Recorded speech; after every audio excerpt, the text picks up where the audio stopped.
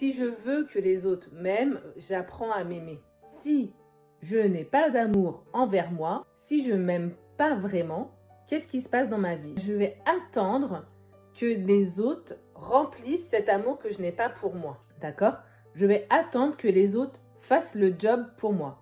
Et comme je vais avoir des attentes envers les gens que, en fait, j'apprécie le plus, souvent on a des attentes envers les gens qui font partie de notre cercle privé, premier cercle. Donc c'est le mari, les enfants, les parents, la femme. Qu'est-ce qui se passe? On a une super grosse déception, on est souvent déçu.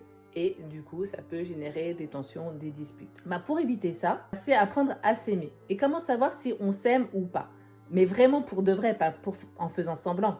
Regardez comment vous êtes avec votre corps. Parce que votre corps, c'est le reflet de ce qui se passe à l'intérieur de vous. Donc, si vous avez un discours positif envers votre corps, dans ces cas-là, ça veut dire que l'amour que vous avez envers vous est plutôt bien. Et d'ailleurs bien, vu que vous avez un discours positif.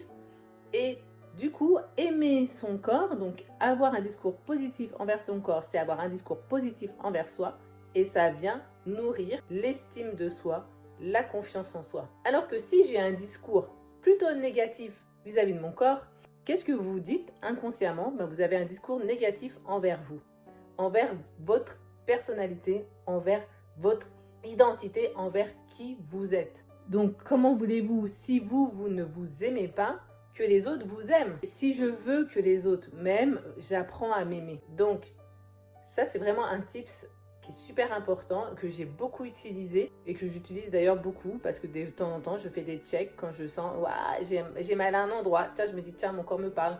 Peut-être que je me suis un peu éloignée de lui. Je me suis un peu éloignée de l'amour que je peux avoir envers moi. Parce que c'est vrai que l'amour de soi, comme la confiance en soi et l'estime de soi, c'est quelque chose qui ne reste pas stable tout le temps. C'est à aller voir et à alimenter et à entretenir régulièrement. C'est comme tout.